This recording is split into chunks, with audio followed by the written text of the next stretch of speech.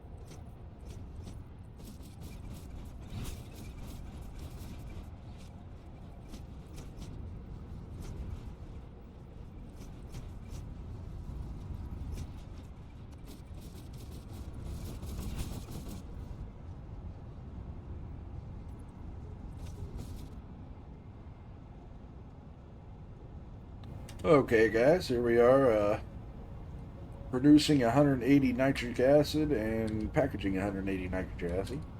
going over here to our storage and up to our drone port. So our partial line over here, we're only pulling 120 out of there from this machine. So we're pulling 120 out of our partial line, and then these other 5 machines are using the full 600 line of nitrogen gas. Total, we're using 180 water and then like 60 iron plates a minute.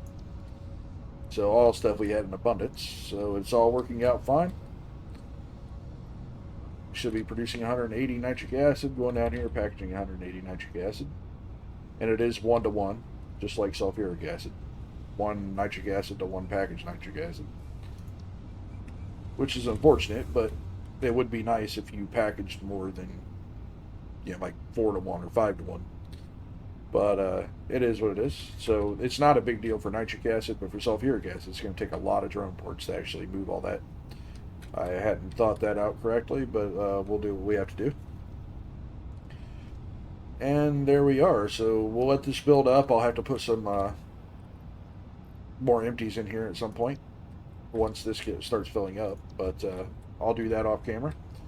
And then our next step is going to be concrete. We need to expand our steel, and we need to expand our encased industrial beams or nuclears. So in order to expand our encased industrial beams, though, we're going to need concrete. We also need an enormous amount of concrete for both uranium and plutonium processing. So making an entire concrete factory seems like the way to go. So I'm going to get started on that, and I'll cut back to you and give you the tour when it's done. Okay, guys, here we are. We are over here on the map in the northwest corner because there are a bunch of limestone nodes around here, pure limestone nodes in this area up here, which is why we're up here. It's just a good grouping of 4 pure limestone nodes, and that's what we needed. So there are 2 over there off in the distance. We brand belted those down over here. There's 1 there, and there's 1 up there around that corner. And then we're bringing them all down here. So 4 720 lines of limestone. That's going to come into our concrete factory. Now this is just wet concrete is what we're building with the refineries. So it's just 24 refineries in there and some drone ports up on the roof. So all we have to do is hook this up, and then assuming I did everything correctly, which, is a big if, but if I did, everything should work. Gonna get this going and see how badly I screwed everything up. Now, just so you guys know, it's been about a week and a half actually since I started this episode. So we made our nitric acid about a week and a half ago, and then I did put down part of this, and then real life just got in the way. I've been working a lot more than I was expecting, and just some real life things outside of work got in the way of this. So it's been quite a while since my last episode. I want to apologize for that, but it is what it is. It couldn't be helped, essentially. For those of you who don't know, I'm a truck driver. So when I work, any day that I work a long day. But I don't necessarily work a lot of days, but I work long days. But let's see here. So this is a refinery making wet concrete. So we're just combining water and limestone to make concrete. This is far more efficient than the stock recipe. The stock recipe, I think, takes 60 limestone and makes 15 concrete. So this is far better than that. And all it takes is a little bit of water. So each of these lines is a 600 line of water. So each of them has 5 extractors outside. So there's 10 extractors on this side and 10 on that side, feeding these 24 different refineries, all making concrete. Now the concrete is coming out over here. This is a 480 line. Each 6 machines will make 480. So we got 480 here and 480 on this line. We're actually splitting this line. So this line will combine with the 240 from that line to make a 720 line going up. And then it's splitting with the bar group of machines down there. So they're making 480 coming down here, and that other 120 is coming into here for another 720 line. And then these 6 machines, well, they would be if I hooked up the belt. So good thing we're testing this stuff. But these 6 machines are going to make 480. And that is what we are going to use back at our base to expand our encased industrial beams. There we go. Good thing you check stuff, isn't it? So we got all green lights. I think I did see, yeah, yellow just because they're backed up. Maybe. Yeah, they were just backed up for a moment. So everything is running. Two 720 lines and a 480 line going up. And those are going up to drone ports, which we'll go check out here. And there's our other 10 water extractors.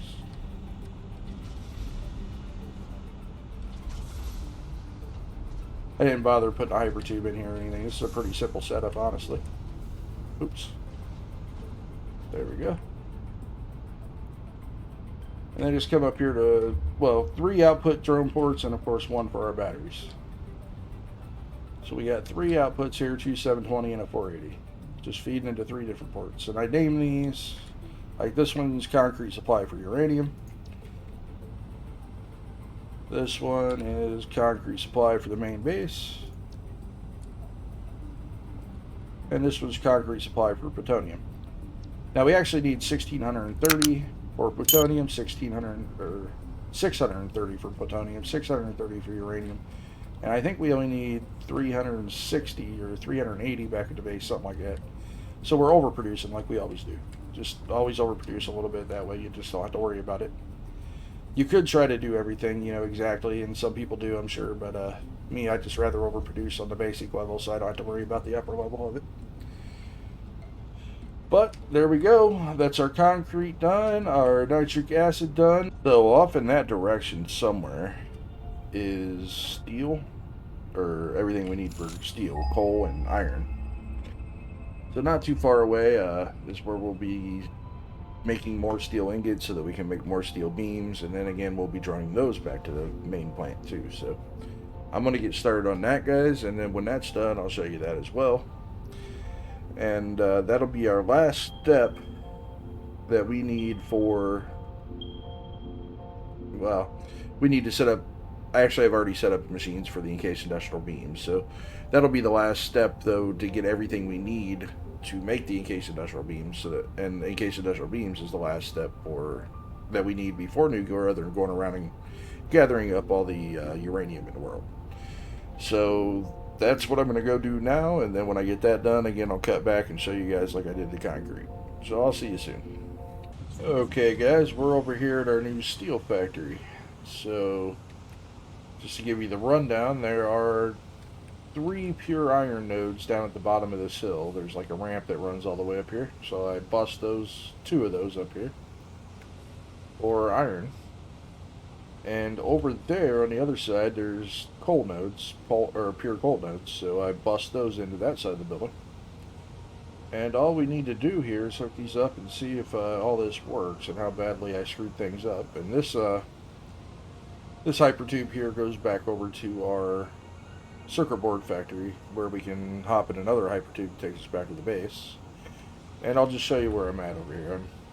Most people probably recognizes this, but I'm right here. This is where you start up here in this area. Most likely you're going to be making your coal power plants up here. So this is the area I'm using to make more steel though, so that we can increase our encased industrial beams. So all I need to do here is hook up these 4 lines and see if everything works. And I'll explain everything inside, of course, once we get this done.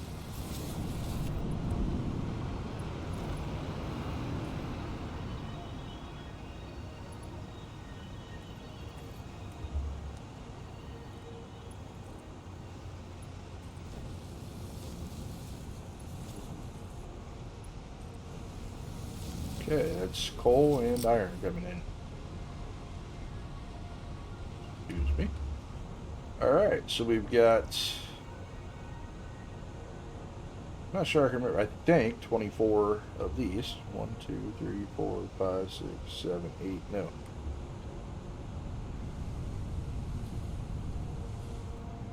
Let's see, 32 making, is that right?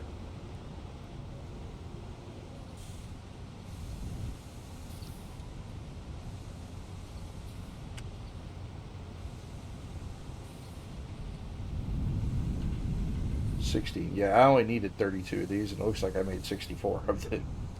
So yeah, I completely screwed this up.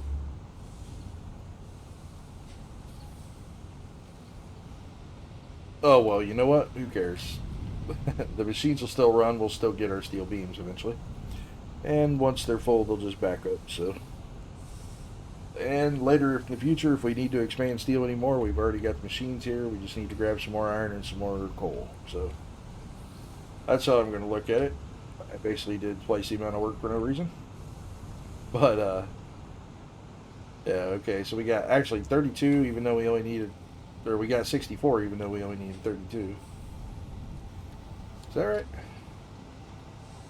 6, 7, 8. No, we got 2 banks and 16, so we do have 32 down here. I don't know, guys. I'm tired, and this has been a long night. Sorry, I can't add when I'm tired. So anyway, we do have the right number of machines. So we have 32, or I'm sorry, yeah, 32 machines making 2 720 lines of steel ingots.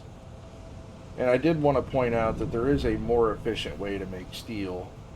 There's several more efficient ways to make steel, but if I have the stuff to throw another one of these down.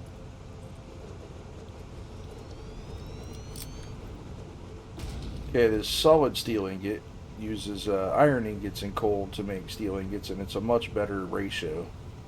And I could have done that, but that would have meant throwing down a bunch of spelters to make iron ingots. So it would have been more machines, even though we would have got more steel, and basically this is plenty. We don't need any more than this. So in fact, this is a little bit over what we do need, so I just did it this way to use less machines and take, overall less time, essentially. But those steel ingots downstairs come up on this side of the building in 2 different lines. So we got 720 on this line and 720 on that line. And that is feeding, let's see, 1, 2, 3, 4, 5, 6. Okay, I got the numbers right. So 12 machines on this side, all making steel beams. So 12 times 15.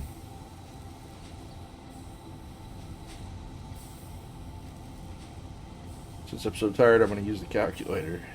It's 180. And then we have 2 banks of those machines, so we're making 360 steel beams. And we don't actually, like I said, we don't actually need that many, but we're overproducing like we always overproduce. That way, we're overflowing everything. So that way it all works out. But just slightly overproducing anyway.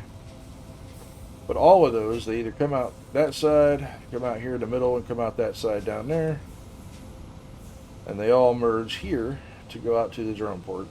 And the drone port will go back to our base, where we can combine that with the concrete from the other drone port earlier in the video to, well, I haven't put the drone ports down at the base yet, but once I do, we can come over, pick this up, come over, pick up the concrete up, and it will feed into all the machines I set up over there for encased industrial beams. So, and that is literally the last thing on my checklist, except just going around and getting all the uranium. So we are ready to go around in next episode, go around and get all the uranium and set up actual uranium fuel rod production.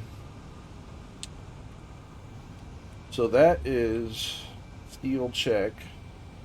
Like I said, I just got a few drone ports to put down at the base, and everything is set up. So next episode, I will, one, go around and get all the uranium, of course, and then also explain everything I had to do to get ready for this project that we're going to do.